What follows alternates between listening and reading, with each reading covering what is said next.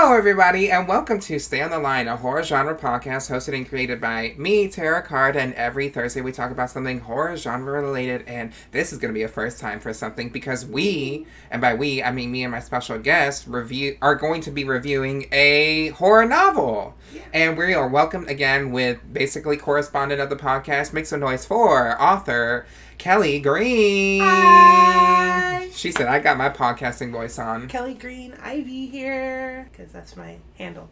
How? And you know what? It's really easy to search you now. Oh, thank you. I can literally just type in Kelli Green Ivy, so. I have you to thank for that, because I don't know how to make things easy.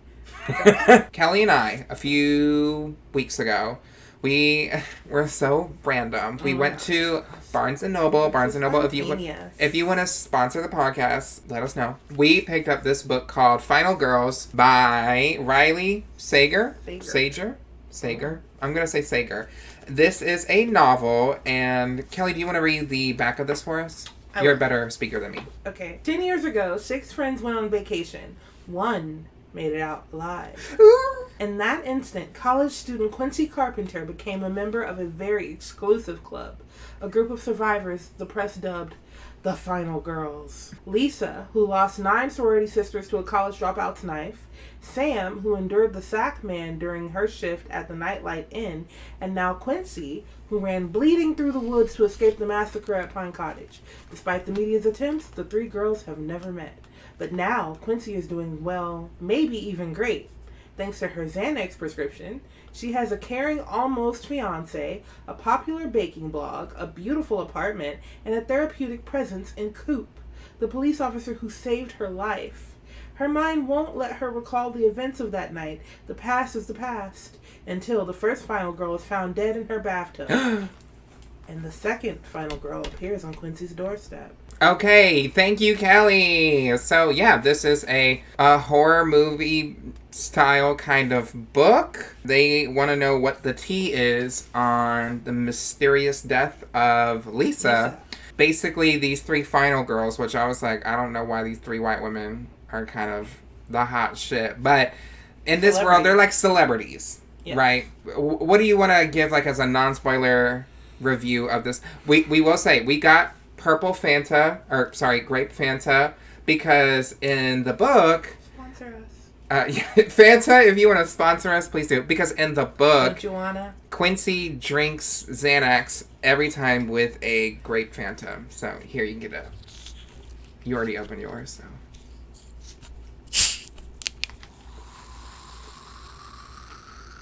That sounds amazing. I could hear it in here. Oh, let's give our non-spoiler thoughts on the book. So, if you want something that's kind of like an easy read, I think this is easy read. You don't need... Because honestly, para mí, I can't read a book that has too many big words in it. That's just the tea. I've always had a very low reading level. What about you? I feel like there's no need for some certain big words. You can get bogged down by it. Me, I am a slow reader. Like, I just need time. My brain doesn't process things that fast.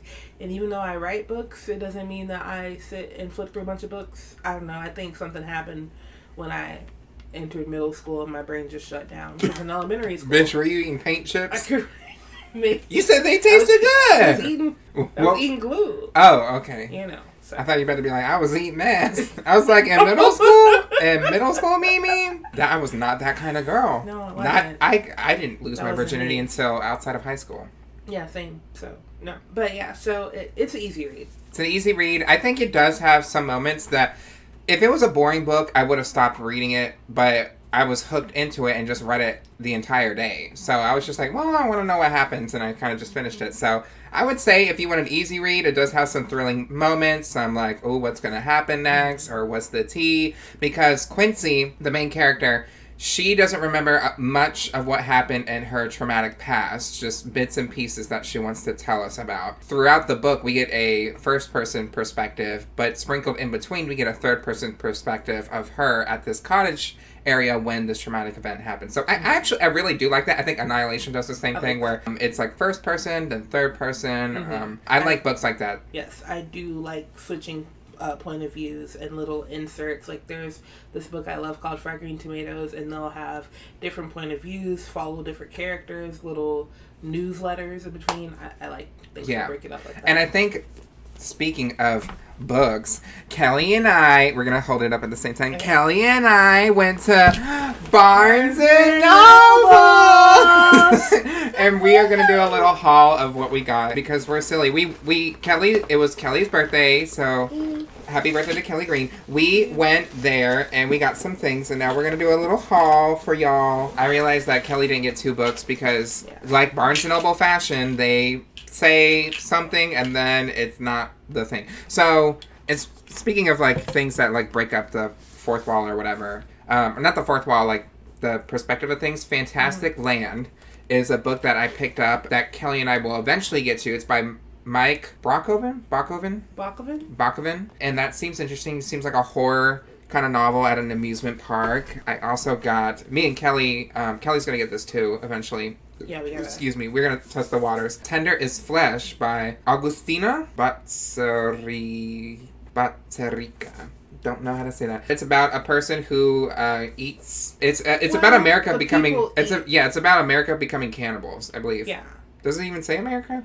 No. No. Okay. It just says this area, the country, is eating. They're transitioning into eating human meat because of a contamination with animal meat. Yeah, which that's very timely. And then Kelly. Oh well, I also got. An Invisible Man bookmark that Kelly was like, oh, that's about a book. And I was like, okay, cool. Didn't know that at the time. I thought it meant the Invisible Man, like the movie. But you know what? I'll take it. I don't care. And we got D&D. Okay. We got D&D. Oh, here. Look at you're over there. The camera's there. D&D dice because we're gonna start playing D&D soon.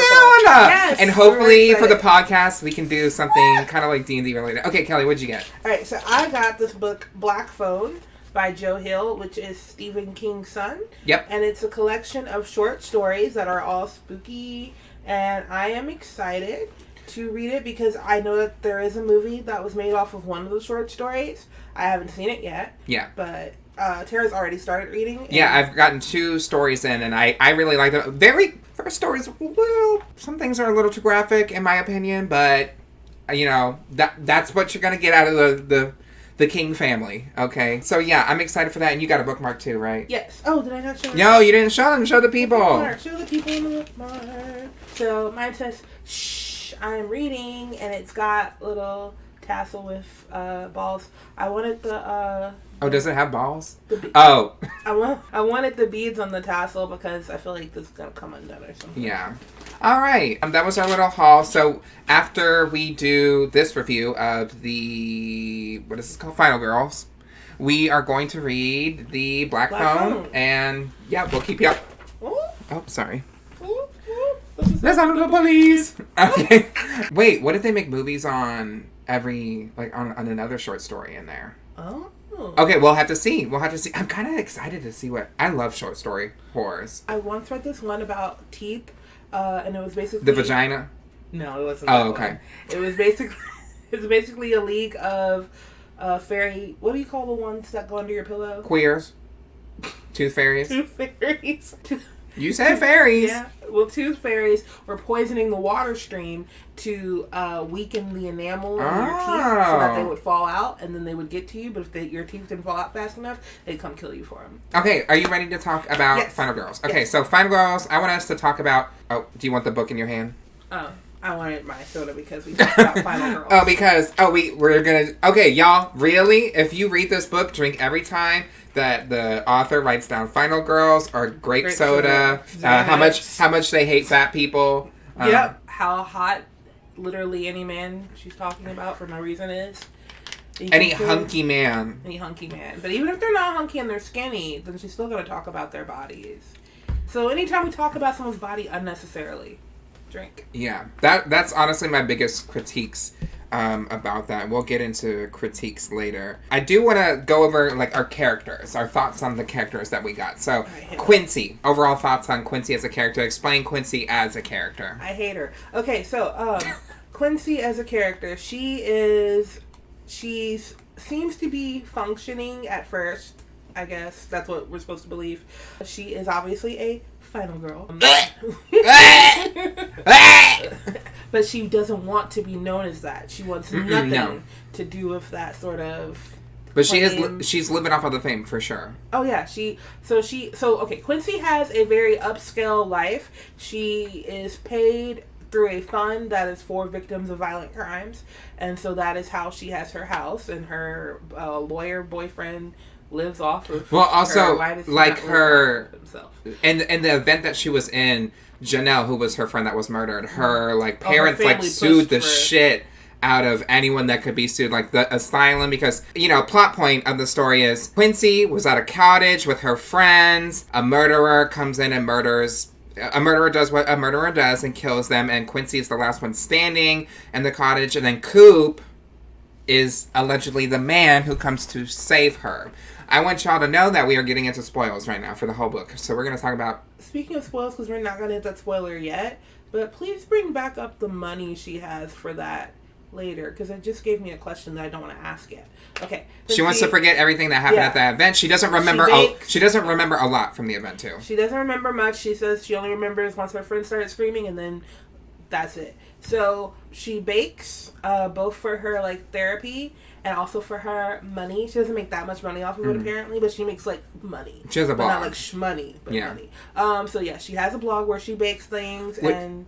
Can I ask you a question? Yeah. We'll finish that point. Okay, so where she bakes things, and then she also blogs about her life. But these people don't really ask her any final girl stuff. They know who she is because in this world they're celebrities, but it's not. They're into the baking, and that is what she wants. Go ahead. I was going to say, biggest pet peeve when you're looking up a recipe, especially when it pops up on someone's blog, and we have a whole dissertation about their life, and I'm like, how much... You know what? Do I use 3 cups of flour, 2? Next time I might need to dig into that life story, because it might be some tea in there. I'll be like, I just want to know how to make breadsticks, and they're like, and then he stabbed me. Now, I wouldn't say... He ran into my knife. He ran into my knife. He came into the kitchen going crazy. Honestly, if you're out there, do a horror cooking vlog. Write a little horror short story, and then and then in that story, the main dish is something that's in the story. Oh my god, that's such a good idea! We're gonna do it. That's such a good idea. Okay, Quincy. So that's basically Quincy. Quincy is. I got so loud. I love it. Okay. Quincy is basically cohabitating with her boyfriend, her Jeff, not fiance, which Jeff, I forgot to write. Who I also am not a big fan of. But anyway, yeah, he's an attorney, right? Yes, he's an attorney. He is a defense attorney specifically because we are very interested in a big case he's doing. Some guy killed a bunch of cops. I don't know. So he is defending him, and it's a big point every once in a while because this case is so hard, and she has to wonder, what do you defend? People who stabbed me. Yeah. You would defend a murderer. And he's and he's just innocent until proven guilty, yes, girl, so relax. And that was instigated by Sam, who is another character that we have. Yes. Sam is introduced a little bit later, not too far into the book, probably 3rd chapter. Yeah. Sam, quotation marks, is another final girl. Another final girl who comes there after Lisa's death, which...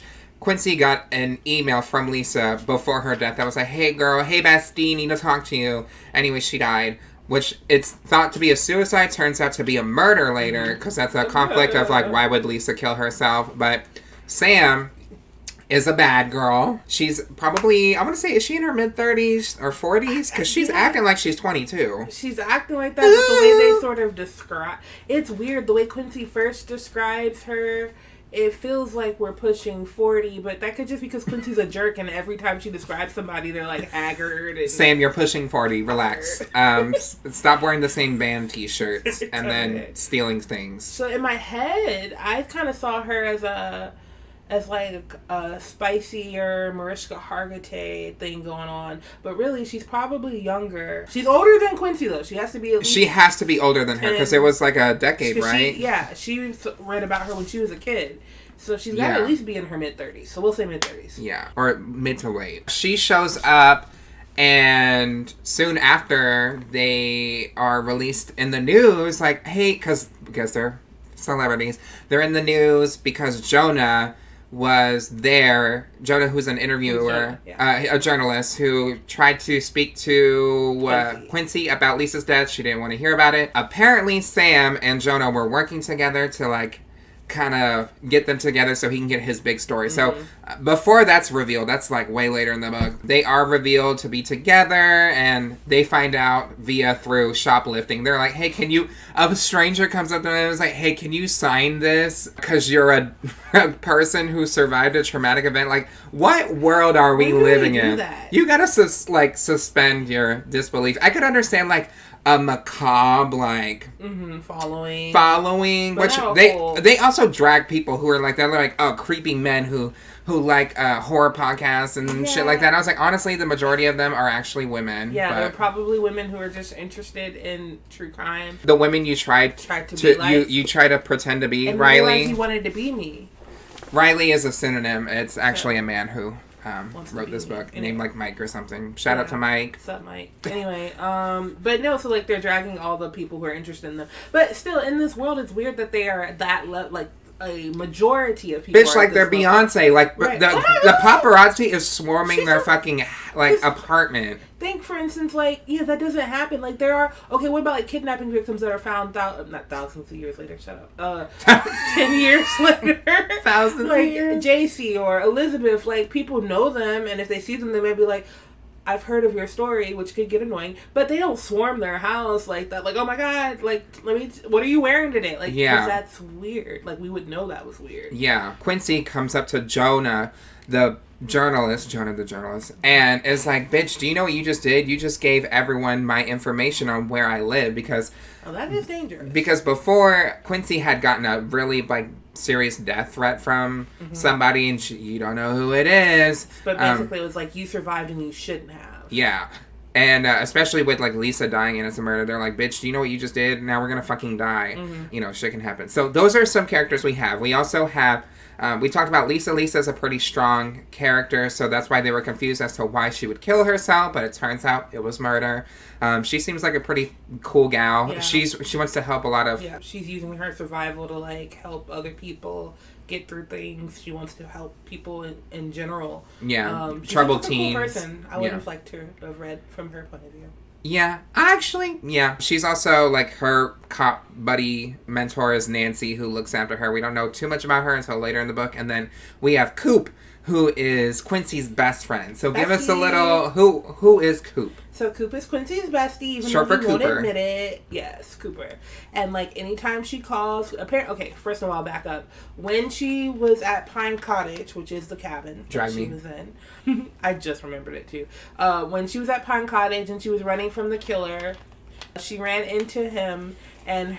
He caught her. That big hunky man. The big hunky man. Right, sexy, okay, I'm horny man. Sidebar, when she talks about her boyfriend, when she talks about Coop, other people, she'll literally be in the most traumatic sentences in her brain and then mention there's his sweat going down his big muscular arms makes me want to cream. And I'm like, how is this relevant? So that's a note. I'm fighting for my life. I'm dying, but your lips. Anyway, so she ran into him. He saved her. He shot the guy that was coming after her with a knife. Okay, so did he have a knife? He had a knife. He did. Oh, okay. In the chest and then in the head, I believe. Yeah. Oh, and she has this weird fixation where she doesn't want to say the killer's name. She won't say his name. The alleged killer's name. Him. She's like, she just refers to him. Him. Oh, and pronouns don't matter to people. Then who is him? Who is him? And I ain't talking Powerpuff Girls, bitch. All right. So Coop. Who is Coop? The cop, yes. Now that he saved her, even in the hospital, these police officers were harassing her because they just they were like dragging her they were ass. Like, you're a liar. You're a fucking liar. All you do is lie. And she was like, honestly, they were honest. They're not wrong, but they were like shaking her, you know? And she was like... They were shaking the table. They were shaking the table. And she was like, I want the cop that likes me. Yeah. And so... That's me. I need him. I'm horny. Oh. I need his blue eyes that I could see in the middle of the fucking night somehow. Because he's a cat. he comes to her rescue, and she's loved him ever since. But not like that, though. Like a platonic not love, like allegedly. It's a platonic love because she has Jeff. Anyway, so he's always there. If she needs him, he's there. At one point, she stopped eating because she was so stressed. He was there. But the gag is, like, he doesn't even live, because she lives in New York. Yeah, and where does he live? Like hours away. Yeah, so we don't say where, just hours away. He'll drive. Say Philly. I don't know. He'll drive 16 hours through the night. Like, homie doesn't even have a life, I guess. Yeah, which made me suspicious too. I'm like, you would, or not even suspicious. It was more like, oh, you like this bitch like that. You want the anyway. So, I'm spraying you with water. Calm down, Kelly. Bad cat. Well, oh my god. So, okay. Okay. Because you just went Punani. I hit the little notes. Anyway, so the point is, damn, this is fun. Coop. Okay. So Are you having a good time? I'm having a good time. So Coop is her guy. And he has nothing else to do but go to her beck and call. It has to be at least like way older. Yeah, it sounds like, again, I was picturing someone like maybe 45. Yeah, I was getting a Robert De Niro-esque, like, I'm a gruff cop. If you've seen Halloween 3, the relationship between that man and that girl, it's very much that age difference. They would know if they know. But I guess it's supposed to be giving more Dewey Sydney. Could have been a older brother. I guess. I didn't picture that in my head, though. At all. Was he a little... I don't remember reading if he was older. They don't say how old he is, because once I got to the end, I was like, wait, how old is this guy? So, yeah. I don't know. Dewey Sydney, that was a Scream reference. Anyway, so just in case. Queen of Horror. The point is, she wants to know him more, but he keeps her at an arm's length, even though he comes anytime, but he still keeps her at arm's length. He won't go to her apartment. He won't hug her. He won't, tell her anything about his life. Yeah. But that's who he is. And then, so Cooper and... Was there anything? Quincy. Or, I'm surprised that Jeff doesn't feel some type of weird way about it. I mean, he kind of was like, okay, weird. He was more weird about Jeff, her husband, her boyfriend? Fiance. Not fiance. Oh, yeah, because Coop and Quincy talk about it, so has he popped the question? Yet? Or, no, yeah, they're not. Yeah, they're not fiancés yet. And she's like, no, but he will. Yeah. And Jeff's like, okay. Yeah. No, you mean Coop? Coop is like a punk ass bitch, little bitch. Because if that were me, I wouldn't accept that. But just kidding. He sounds cool or whatever. Yeah. It's basically the vibe. So just to I guess fast forward and summarize some things. Sam's she's untrustworthy. Let's talk about the Central Park thing. So Sam has been hanging out with Quincy for a very long time, more than a week at this point. To get drunk in the middle of the night together and just go to Central Park and kind of walk by themselves or wait for a girl to be walking by themselves. They also talk about hookup culture from gay men just being there. I was like, wait, what is that? Hold the phone. Oh my God, Kelly. They were talking about gay people? I thought they were talking about, guys looking for prostitutes, which also sex positive, whatever. But I thought they were talking about prostitutes. No, girl, hookup culture in the public. It was probably... I thought you found and he was, wearing leather, too, I'm pretty sure. I just thought that those were the men that liked the nightclubs. Kelly, no, they're talking about... He even says male gigolo. When I learned about gigolos, they were men who seduced old ladies for their money, but they seduced them. They had sex with them.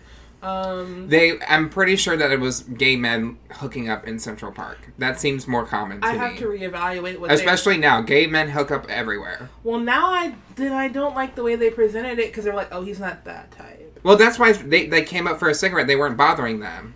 Girl, Kelly doesn't even know what a gay person looks like. She said, what is a queer? I ain't never seen one of those in my lifetime. I get it now. I get so much now. Continue. Kelly, real quick, we are going to go to an ad break. And when we come back, we're going to be talking more about Final Girls by Riley Sager. Kelly, would you like to welcome us back into the podcast? Welcome back to the podcast where we're talking about Final Girls. So they are in Central Park, and Quincy and Sam are just there. And they've come up with this idea to just wait for someone to attack this girl and then fight him off because... Vigilante? She wants to... Sam wants Quincy to, what is it? She wants her to, like, wants her to get remember angry or, like, and get feel angry. stuff. But let's Get remember angry. that we had to bail Sam out for what must have possibly been the same kind of activity. Thing. Yeah. So But Sam likes to beat people up for hurting girls. But it doesn't even...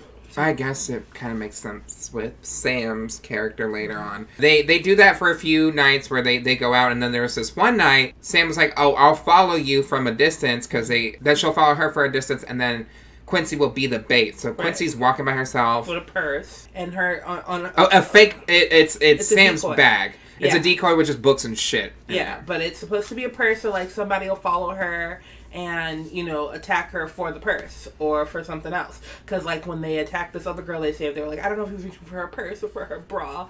I don't know. I just have problems with this. Anyway, but she's walking with her purse, and then some guy does come up. But he does A houseless person. Yes. He does not come too close to her. I want to make that clear. He walks ahead of her, actually. Then he eventually stops far enough away to not be, like, right in her face, the way they put it. But he says, hey, do you have any money? And she's like, what? No, I don't have any money. And he's like, okay. And then he turns around to leave. Yeah, he's like, okay, anyways, girl, it's like midnight. Right. And then she was like, what you I bet you thought you could get me. What you gonna fucking do about it, bro? Like, it was she like... starts antagonizing him from the back, like, I bet you thought you'd get my money. Yeah. And he's like, please leave me alone. Like, he even almost, like... very, like, worried and doesn't want to be there. He's like, who are you? Like, why are you bothering me? And she's like, because you wanted my money. She goes crazy. She starts beating him up, like, tussling with him. And he's like, I don't want to tussle with you. He pushes her. That sends her off. Even though she started it. And it's full Karen. She's gone full Karen on him. She's like, how dare you assault me? Because mind you, he is a Hispanic man. Yes. And she is a white woman. Man. And when I was picturing her and her friend group and all that stuff, my first mind didn't go straight to white people. I mean, for her, yes. But then the writer explicitly says, like, especially in Pine Cottage, they're like, a bunch of white men on, like, native land, something. And I was like, okay. Right. Like, I never... Like Sam, Jeff, Coop, they're all white characters. So at this point, she's definitely giving me cardigan, Starbucks fall girl. You know what I mean? Yeah. Like, that's the vibes I get from her. But back to what you were saying about so she just starts beating this man up in the park. Like, that's what happened. But until her hands are covered in blood. Until he is, like, gushing. And then... when he falls, a knife falls from his pocket, which makes her feel like she's right. Now she feels emboldened. She's like, that was a knife. He was going to cut me. Mind you, in this whole time while this woman's attacking him, he never even pulled it, which he definitely could have. And so she finally has to get dragged away from Sam. Because Sam finally shows the fuck up. And she's like, what the fuck are you doing? Let's get the fuck out of here. Yeah. And she's still going like, let me at him. And then Sam drags her away, and then she starts crying and thinking. And she's like, what did I do, Sam? And then they wipe blood from her hands. And it's a park where we have established people are out there, so I really don't understand. It kind of, like, backfires on them a little bit because the police are like, hey, girl, we found this bag, and it has Sam's name in it and one of the books. I was like, Lord. Right. Which, park that, because I remember she said, Sam, I left the purse, and Sam's like, oh, it's good, honey. And I was thinking, oh, yeah, surely Sam didn't put any incriminating books in there. Like, it's just random books. You can get anywhere. But her name's in them. Like, Junior, what are you doing? Like, yeah. Okay. So, but even then, like, when they get interrogated by the cops, nothing comes out of it because the houseless dude is in a coma now, and he doesn't even remember in the end who did it. But she basically gets away with that crime. She does. She is, like, one of the violent people that she is also scared about. And the cop was very much on to her. I think she really wanted to get her, but she couldn't, and poor Rocky that was his name, Rocky couldn't remember anything when he woke up, because the cop was there very like, you're literally lying. It's like those things where people are lying and they think they're good at it, but they're not. That's how you felt like the police officer was feeling about them, like, girl, I don't know what you're talking about. Yeah, and when each of them are getting interrogated, like, even after all that, Quincy is like, oh my gosh, like, you made me do this. And Sam's like, bitch, I didn't make you do shit. You decided to beat the fuck out of that dude. So there's, like, that whole debacle. So now Quincy has this whole trust issue with Sam. And this is perfect timing. I can't trust you because I almost killed someone. Yeah, like, girl. I mean, I will say Sam has been on one. Like, she's the one that instigated them to go out in the first place. But that's so... She did not say to attack a man. Yeah. I mean, Quincy's still really random and a kleptomaniac. She fully steals some girl's phone with, like... and gets a dick pic Just on it. It's shiny. Yeah. Jeff and Quincy go to Chicago. And this is the time that Quincy takes to go to Lisa's old place. She sees Nancy. Mm-hmm. They catch up, but then she finds some information. Yes. 1 second. Can I just say, as a Chicagoan, like a born Chicago kid, the Chicago y'all talk about in these books is not the Chicago I know, and it's very awkward seeing it like read. Well, they didn't even write that much on Chicago. Like, it was just like Chicago, the streets and the art and the something in the air, and I'm thinking the subways, I don't know anything about that. Damn, so you hate Chicago? I love Chicago. Well, I don't know if I love Chicago. My mom loves I like Chicago. I Damn. love Chicago. That's what I'm saying. That was Kelly that said that shit. That wasn't me. I don't recognize from other people is what I'm saying. Like, I have a different experience than a tourist. I'd say the art is pretty good. The food. Oh, the food's great. I don't know. I see different things when I think about Chicago. And I love them too. It's interesting. It's like seeing your... It's like seeing your first white person. I did see that in Chicago. Kelly saw her first white person. Were they in a cage? No. Okay, real quick. Fine. You know what? I actually thought you were going to ask me this story earlier at some point. But anyway. All right. So I used to come here, all right, to Florida for the summers. But in Chicago is where I lived. Now, I did not go to school with any white people. I didn't know any white people. I didn't have any white neighbors. We went to the zoo one day, and there was a whole class full of white kids. And I was like, hell yeah, white kids exist, because I'd seen some before. Not hell yeah, white kids exist. I'm going to crop that and just send that to you. No, but I was just like, and then I was like, wait a minute, why aren't they in my class? And then I was like, hey, why are those white kids over there? And they're like, oh, that's their school. I was like, well, why are they? And I had seen like Ruby Bridges, which is about like segregation, but this was 2000 and something. So I was like, what do you mean that's their school? Like, why are we not at the same school? And then that's when I realized that Chicago's kind of low-key still segregated. Okay, continue. Thank you so much for that story, Kelly. You're welcome. To go back to this story, Final Girls by Riley, fake name. Mike, I think it's Mike. I don't think it's I think it's Mike. Okay. I think it's Mike, something like that. Quincy goes to Lisa's old place, finds Nancy, and Nancy's like, hey, want to help me pack up some shit because they're getting rid of the house. Lisa's stuff. Yeah, so she finds some information about herself, Sam, and Lisa. So do you want to explain that? She finds it in a lock. Right, she knows how to unlock things. Was it the same key? Key? Bitch, it was the same key. She had the same key that because she has a locked drawer in her house where she throws all her fucking stolen shit in. And somehow that lock key... oh, is that a lock? I have a key. From New York...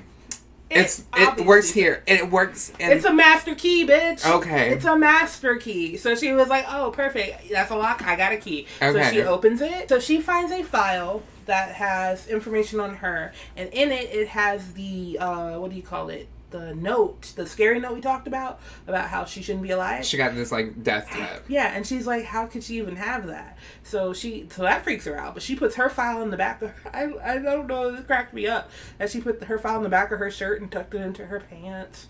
But she leaves Sam's file there. However, in Sam's file, you can see that Sam has been different. She's been to different places, right? Killings. And we didn't say this earlier. Sam told her that she had been living in Maine, right? Or she'd been living in one place for a long time, which wasn't adding up to what the information that Lisa found. She'd been lots of places. Yeah. Okay, good. Sam's been several places, and also by this time we do know that Sam had been here too. We find out that Sam has been to Lisa's. However, she lied that she said that she never even met Lisa. So it's all kind of weird. But so that's the deal. And she closes Sam's stuff. Oh, and she also finds like text messages or messages from Coop, right? That she had. Oh, they were between Coop and Lisa then? It was about something about not trusting. I don't know if it was not trusting Sam or not trusting Quincy. I think it was about not trusting Quincy. Something in regards to Quincy, which made her annoyed, or... And in Quincy's file, she had information from the police officers that worked for her. Remember, we were like, the police officers in her room were like, you a whole liar. Yeah. Those police officers were still saying, hey, The one that was real at first seemed rude, but really he wasn't, because it was like a good cop, the bad good cop cop, thing. bad cop thing. So the bad cop was like, listen, I don't think she's a killer, but something doesn't make sense, and I do agree with that. But my partner's all in, thinks she's a whole killer. The good cop. And the good cop is like, that's a killer. Yeah. So, and neither one of them have changed their minds in this whole time. So Quincy does start to think that Lisa think I could do it. Like, I don't understand. Yeah, and we're starting to think in the midpoint where we're getting like, that. did you do it? Yeah, we don't, because there's like one thing in the Pine Cottage like entries where it's like she picks up a knife and goes to like this makeout rock where her best friend is basically fucking her boyfriend. Right. So should we talk about like Pine Cottage just a little, like at this point? If you want, Janelle invites this dude, just random random dude, him, to Kelly just rolled her fucking eyes. Invites him to this party, and now they're having a party. Right, they're having a party with this rando dude that they don't know from Adam, and he's just chilling though. He's like found his own little corner. He's sipping on a drink they gave him. At first, Janelle is really creepily into him to the point where she's harassing this boy. Yeah, and he's uncomfortable. Yeah, he's very uncomfortable, and but she ignores him when she feels like he's not fun enough. Meanwhile, Quincy's there with her boyfriend. I'm pretty sure it's her boyfriend. Yeah, I guess. And she's a virgin. Anyway. Her being a virgin is a big point in this. Deal. She ends up, like, when she sees that her boyfriend cheated on her with her best friend, she decides to lose her virginity. Too. Because she was going to lose her virginity to her boyfriend, but then decides to lose it to him. The random man. Yeah, she decides to fuck him.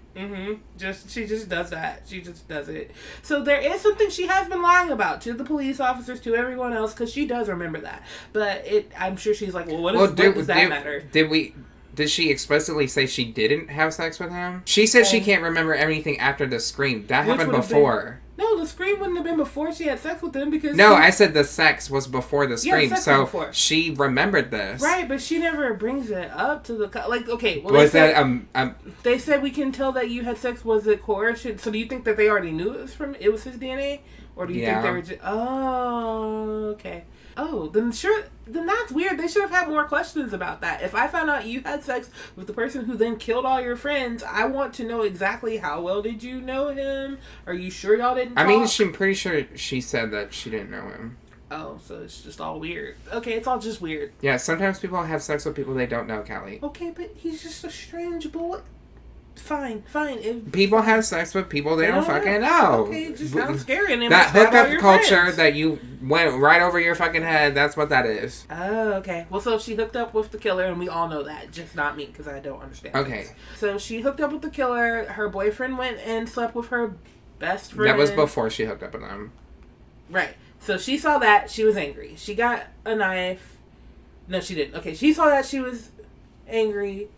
No, you're wrong, Terrah. No, because why would she have sex with him if she didn't know her boyfriend cheated? She Kelly? Didn't know he cheated. Yes, she went up there, right? Yeah. And then she saw that, came back, and then had sex with the dude. Oh, so they were still having sex by the time she was done? Yes, that's why Janelle comes back running, and him are running. So they had sex for a whole long time, because otherwise she would have never been able to think that it was homeboy. Terrah, I know you're frustrated, but I really feel like this is out of order. Hold on. No, it's not. At one point, they talk. She leaves to go up there because she senses... Because she left... Janelle and her boyfriend left up there. She gets pissed about it. She goes up there, finds out they're having sex, then leaves, and the guy's like, don't do anything. And so she drops her knife there and then goes back into the cab. And then they have sex? Yeah. I disagree, but we'll see. The point is, at some point, her boyfriend had sex with Janelle, which was her best friend, and she was ticked off. She was gonna... I don't know what she was going to do, but she walked out there with a knife, she dropped it, she went back. Then she was just kind of in her feelings, and then she heard screaming. And then she ran outside to see what was going on, and her boyfriend and Janelle... Well, she sees Janelle with her throat slit, and she's bleeding all over the place, and she's holding her, and then the boyfriend's like, we gotta get out of here. Everybody's like, we gotta get out of here. And then at some point they get stabbed. Now it's less important, but the Quincy point gets was, stabbed and just is next to Janelle. So that's really where I was gonna stop with it. I just wanted to make the point that she slept with him because her best friend had done all that stuff, which is why we do start to think, are we sure you didn't kill the people because maybe you snapped. I don't know you. I don't know you from anyone. So that was the point I was trying to So we're back in New York. She confronts Sam. Sam drugs her with grape soda. Grape soda. Mm-hmm. She confronts him because she does know that her name. She doesn't. Tina Snow. We knew that she's Tina. I don't think she knows that she was Tina yet. I think that there's some point in there where she realizes Sam isn't who she is.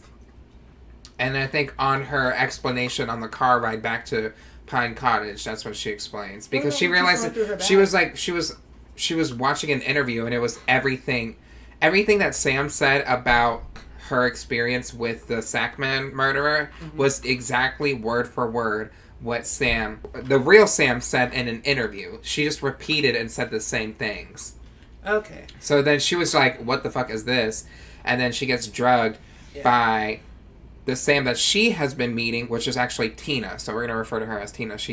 Tina drugs her, takes her all the way to Pine Cottage, and wants her to remember what happened because Tina was actually friends with him, the character who was blamed for the murders, and she doesn't believe that he actually murdered everyone. Right. And something to know about Tina is through Quincy's research, we find out that Tina was molested by her father and stepfather until she killed him, which is why she ended up in the cottage. So that does start to make sense in the background of like her trying to track down people who are getting arrested for beating up people who are hurting girls, because that's like her MO.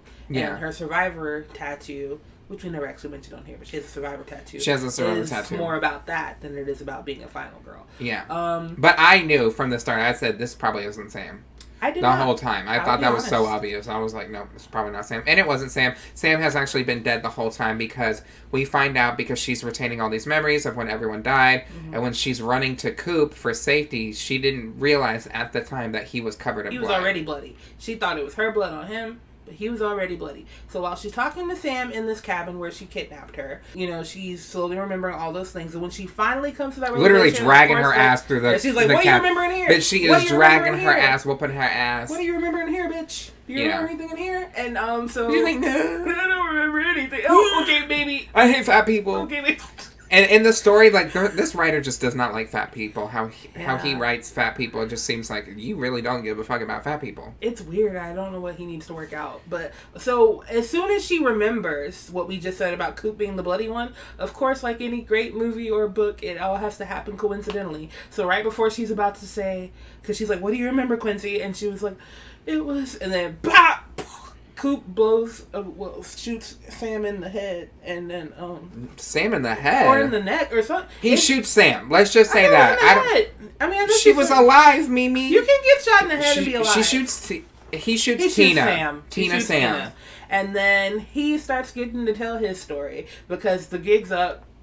He has murdered people before, leading up to that event, and then he was like, "Oh, this is the perfect thing to blame it on this guy." Yep. And then we find out that he killed Sam. He's the reason Sam's dead too. The real Sam and Lisa. He murdered Lisa and had sex with both of them. Both of them.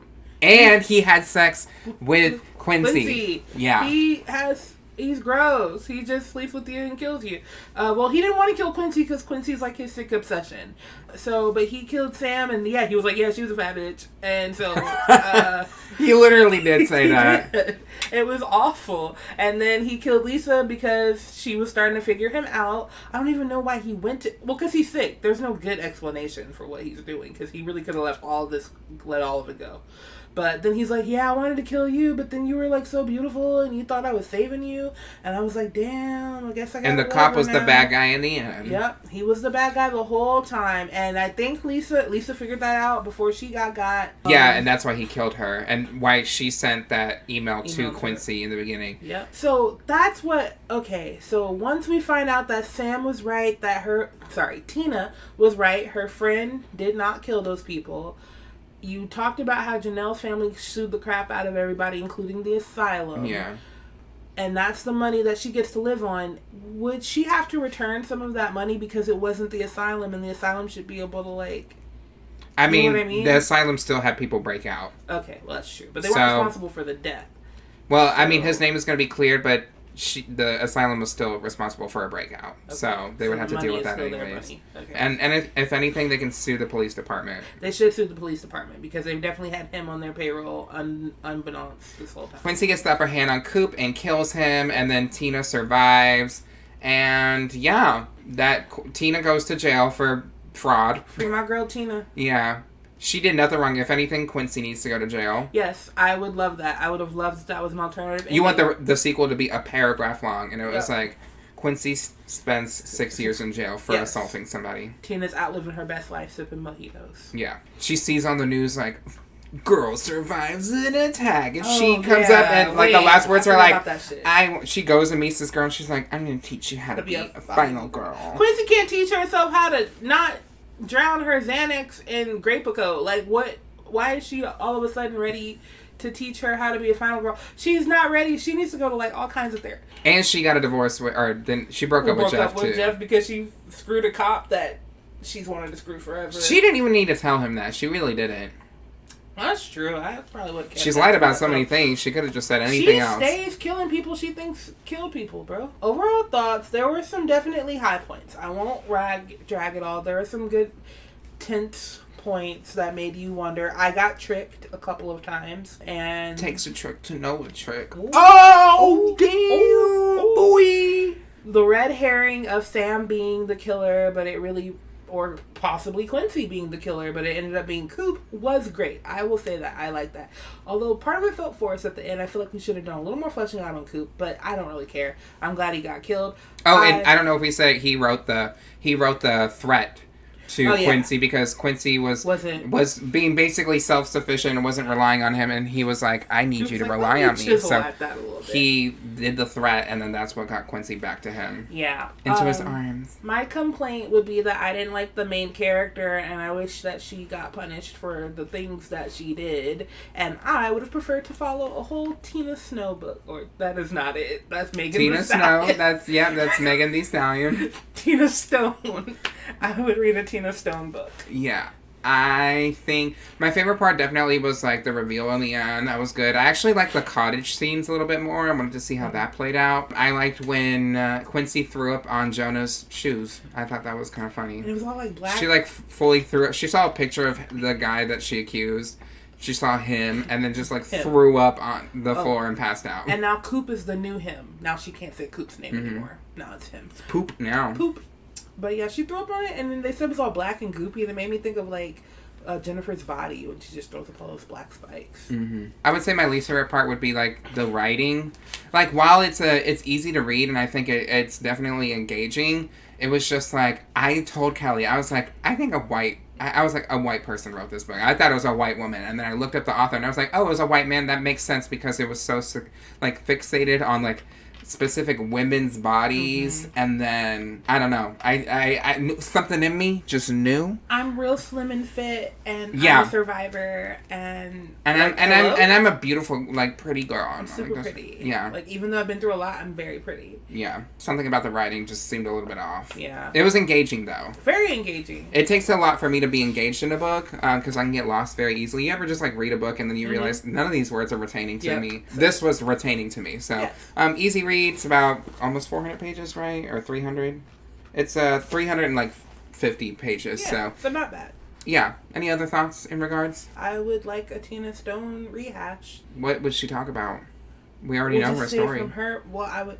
Is it illegal to rewrite a story from a different point of view of a character that someone else made? But like, is that like fan fiction? Is that what fan fiction is? That's probably fan fiction, but you wouldn't be able to, if you couldn't actually publish it, you would probably have to change the name. I mean, that's what 50 Shades of Grey was, a fan fiction of Twilight. Huh. That could be fun. What, are you going to write it? Maybe. Just write your own damn thing. Okay, fine. Damn loser. Okay, Kelly, where can we find you? You can find me at Kelli Green Ivy on TikTok, Instagram, and Twitter. And you can find my podcast, Pick It Apart, anywhere you find podcasts. That's Pick It Apart, PICKITAPART. Kelli Green Ivy, KELLIGREEN IVY.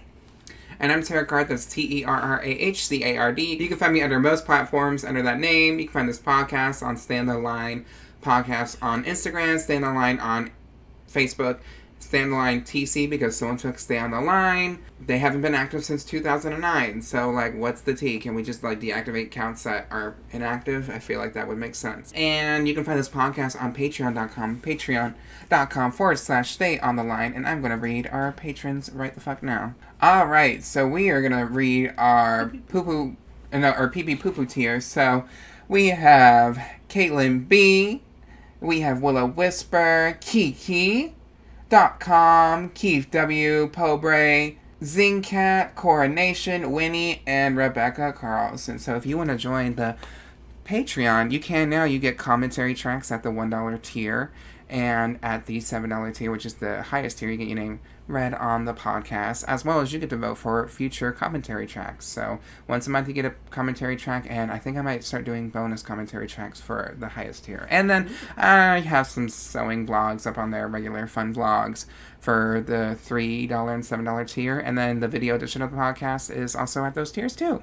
So yeah, even just $1 will help you get an early access to the episode as well. So cool. I agree. All right, so any last words on this book report? Did you have fun doing this book? Fun. I did have fun reading this book and talking about this book, so I don't regret it at all. I don't regret reading. You know what? I haven't. I can't recall the last time I read a book. Probably 2017 that I read fully through a book. So this was a fun way to get back into reading, and we will be reviewing The Black Phone next, and then maybe one of these books too. I don't know. Do you think you would read other works by Riley Sager? Ooh, never mind.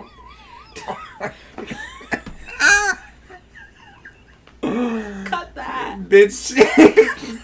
Riley, you let me know. You let me know. You know when someone's voice gets a little high pitched.